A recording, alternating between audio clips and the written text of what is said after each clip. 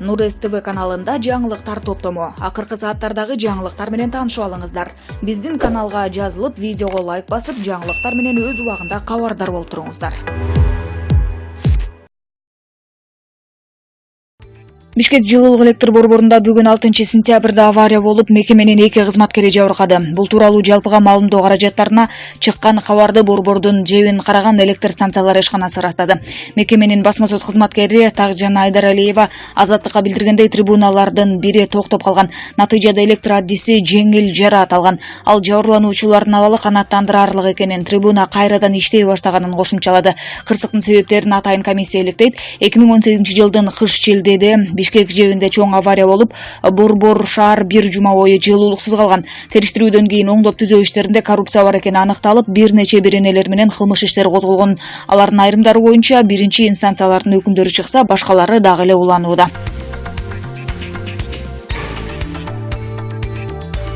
Ошто Жалил Атамбаевге 8 жыл мурда берилген батирлер кайра Ош шаарынын мэриясына кайтарылат. Бул тууралуу Азаттыкка мэриянын юристи Канышай Нарынбаева кабарлады. 2010 жылдагы июнь окуясынан кийин Жалил Атамбаевдин чала күйгөн бир үйүнүн ордуна үй бөлүштүрүү комиссиясы 4 батир берген эле. Ал окуя маалымат каражаттарына чыгып кетип, коомчулуктун нааразычылыгын жараткан. Кийинчерээк июнь окуясынан жабыркагандарга бөлүнгөн үйлөр боюнча Ош шаардык прокуратурасы кылмыш ишин козгогон. 4 жылга созулган соттук териштирүүдөн кийин жогорку сот Жалил Атамбаевдин бир үйүнүн ордуна берилген 4 батирдин баарын Ош мэриясына кайтаруу тууралуу чечим чыгарган. Учурда мэрия Ошто Атамбаевге берилген батирлерде жашап аткандарды чыгаруу боюнча соттук жараяндын 2 этабын баштады. Батирлерде мыйзамсыз жашап аткандарды чыгаруу соттун чечими чыккандан кийин ишке ашмакчы. 2010 жылкы кандуу окуяда Ошто Жалил Атамбаевдин Ош Кечки районундагы өзүнө таандык Канкей ресторанынын артында жайгашкан анча чоң эмес үйү өрттөнүп кеткен. Азаттык радиосу Атамбаев кийин бул жакта жер тилкесин арткы дата менен кайра каттоодон өткөрүп, өзүнө жакындары төлөгөн Токтобаевге, Төрөжан Бакалбаевге жана Айнура Тургунбаевага 4 бөлүп каттатканын аныктаган. Мунун арты менен ишкер жабырлануучу катары мамлекеттен 4 батир алган. Ошто эң ири киши катары таанымал ресторан, кафелердин көп кабаттуу үйлөрдүн жана ишканалардын ээси. Ошто эң ири киши катары таанымал ресторан, кафелердин көп кабаттуу үйлөрдүн жана ишканалардын ээси, Ош эл аралык аэропортунун милиция кызматынын мурдагы башчысы Жалил Атамбаевге батирлер мамлекеттик комиссиянын 2011 жылдын 22 июнь күнү өткөн отурумунда берилген.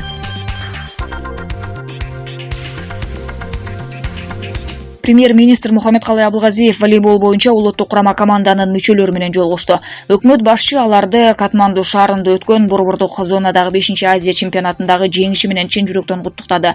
Силердин жеңишиңер кыргызстандыктарды кубандырып, мамлекет үчүн бул чыныгы белек болду. Баарыңарды маанилүү жана ишенимдүү жеңишиңер менен куттуктайм. Волейболчулардын укмуштуудай чеберчилиги жана мыкты оюну, машыктыруучунун жогорку кесипкөйлүгү биздин командага өлкөбүздө волейбол ыкчам өнүгүп жатканын далилдөөгө шарт түздү. Ар бириңерге кооз жана чыныгы спорттук күрөш, мыкты жеңиш өлкө үчүн сыймыктанууга дагы бир мүмкүндүк бергениңер үчүн ыраазычылык айтам. Силер миллиондогон күйөрмандарга чыныгы майрам тартуу кылдыңар, деди Абылгазиев. Премьер-министр белгилегендей, волейбол боюнча биздин улуттук курама Азия чөлкөмүндөгү алдыңкы командалардын ондугуна кирип, дүйнөлүк рейтингде 200дөн ашуун өлкөнүн арасында 64-орунда турат.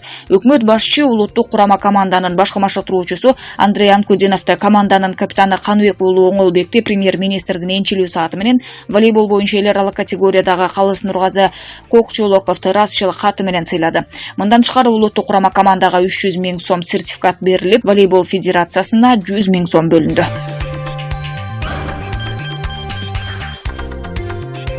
Мыйзамдагы ууру Азиз Батукаевди мөөнөтүнөн мурда бошотуп жиберген мурдагы президент Алмазбек Атамбаев учурда камакта жатат. Ага Батукаевдин ишинен башка дагы 13 кылмыш иши козголгон. Учурда Ашанын айласы кетип, сөздөн калып, тергөөчүлөргө эмне деп жооп берүүгө да чамасы жетпей жаттыр. Ишенимдүү булактар кабарлагандай, жакында эле Атамбаев менен мурдагы баш прокурор Аида Салянова беттештирилген. Дал ушул беттешүүдө Салянова Батукаевди бошотуу тапшырмасын сен бергенсиң деп Атамбаевдин бетине коюп берген дейт. Мындайды күтпөй ызаланган Атамбаев Саляновага опурулганда Аида айым бетине түкүрүп эшикти тарс жаап чыгып кеткени жалганбы? Буга чейин ошол кездеги вице-премьер-министр Шамил Атаханов да Батукаевди чыгарууда Атамбаев көрсөтмө бергенин айтканы маалымдалган. Укук коргоо органдары болсо аталган иш боюнча тергөө аяктаганын билдирди. Демек жакынкы күндөрү сот башталат. Үстүнөн 14 кылмыш иши козголгон Атамбаев Батукаевди пара алып качырганы үчүн өкүнүп жатат болду экен. Же дагы эле Батукаевден чыгып кеткенин эмес, андан алган акчанын тең жарымы жасалма болуп чыкканын өкүнүп жатабы? Булак жалбырак баракчасы. Улуттук курама команданын башкы машыктыруучусу Александр Крестинин Тажикстан менен болгон оюн боюнча айтып берди. Кече 5-сентябрда Катар 2022 мундиалына тандап алуу оюндарынын алкагында Тажикстан Кыргыз өлкөсүн 1-0 эсебинде жеңип алган. Тажик тарапты куттуктайм. Бизде оюн жүрүшкөн жок. Атаандаш жеңишке жакын болду. Азия кубогунда ойногондой футбол көрсөтө алган жокпуз. Эмнеге мындай болду? Аны териштиребиз. Курам боюнча айтсам, ким даяр болсо ошолор чыкты. Тажикстан менен ойногондой футбол жарабайт. Чабуулга туура эмес чыгып жаттык. Биринчи таймда оюнубуз такыр жүрүшкөн жок. Биздин тайпада бардык нерсе болуп кетиши мүмкүн. Оюндар алыскы жактарда болот. Бардык оюндар оңойго турбайт, деди ал.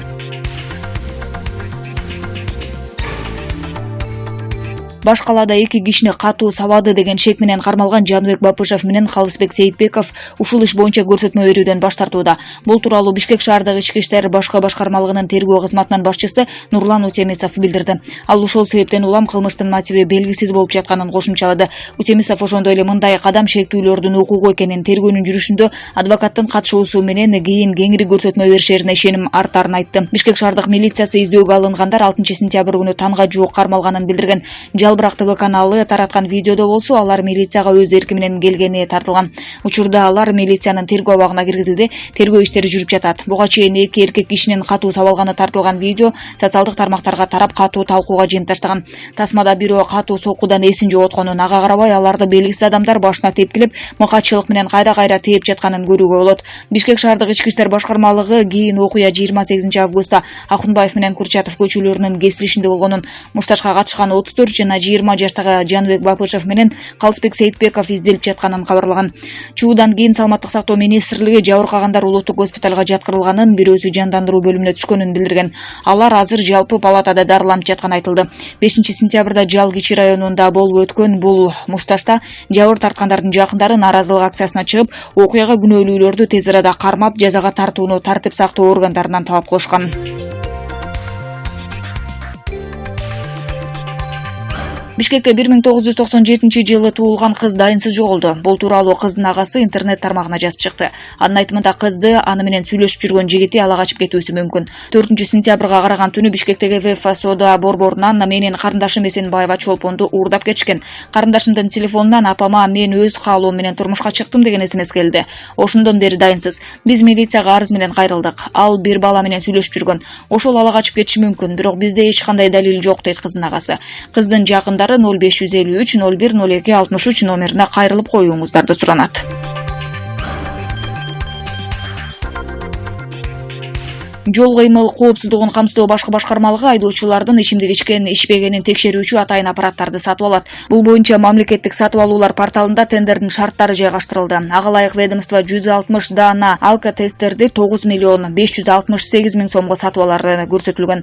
Демек ар бир аспап 59.800 сомго бааланат экен. Эми кызыктар тараптар сынакка документтерди 27-сентябрга чейин тапшыруулары керек. Биз бул аспаптардын баасын билүүгө кызыгып көрдүк. Ал үчүн алыс деле барбай Кыргызстан боюнча иш жүргүзгөн интернет дүкөндөргө башпактык. Кызыгы алкотестердин орточо баасы ашып барса 3-4 миң сом болот экен. Ошондо 60 миң сомго айдоочуну айдап келе жатканда эле билип кое турган алкотестер келеби деп ойлоп калат экенсиң. Булак Назар Ньюскейже.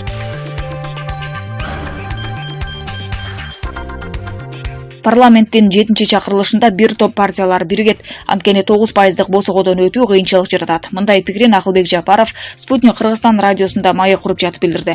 Анын айтымында депутат өзү кийинки шайлоого да талапкер катары катышат. Өкмөт тагыраак айтканда учурдагы бийлик 2ден ашык партияны тартып кете албайт. Дагы 2 партиянын тагдырын олигархтар чечет. Бирок президент алардын партиясын саясатка аралаштырбайм деп коюшу да мүмкүн. Олигарх эмес, бирок колунда бар байлар да чогулуп өзүнчө бир блокту камсыздап шайлоого аттанышат. Ошондой эле азыркы бийликке каршылар жана дегеле баары менен макул эместер шайлоого карата башын бириктирүүгө аргасыз болушат. Ошондо менин жеке пикирим боюнча алдыдагы парламенттик чакырылыш кедей кембагалдардын кызыкчылыгын коргогон солчулдар, жеке менчиктин келечегин ойлогон оңчулдар жана бийликтин сөзүн сүйлөгөн партиялар болуп 3 чоң багытты бириктирет, деди Жапаров. Учурдагы депутат эгер 7-чи чакырылышка өтпөй калса, илим менен алек болоорун кошумчалады.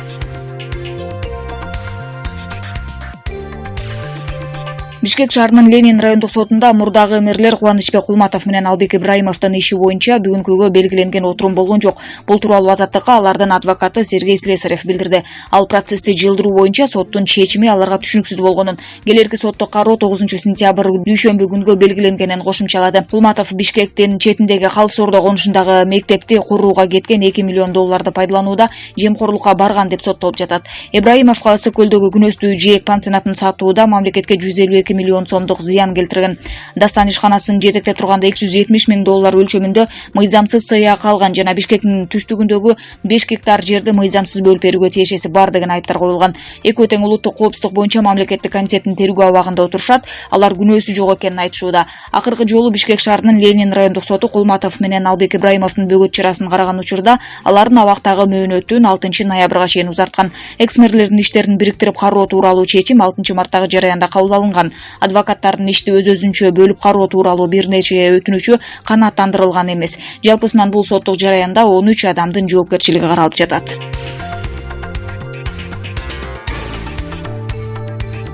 Тил алып баруучу Назира Айтбекова Кыргызстандагы депутаттарды какшыктап эл өкүлдөрүнүн кызматтарын келекеледи.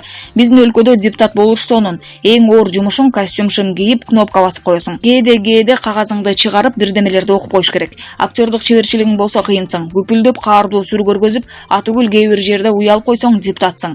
Эс алганга элестет 500 миң сом берет. Анткени өлө иштеп атпайсыңбы? Мыйзам чыгарып жиндүү болуп турсуңбу? Толтура мыйзам иштелбей жатса, жыйында олтургуч бош калбаш керек да. Анда-санда бош жатканда көрө барып кой, и всё. Жумуш таппай жүрсөңөр, шайлоо жакындап келе жатат. Ойлонуп көргүлө деген какшык кебин жазды социалдык тармакка.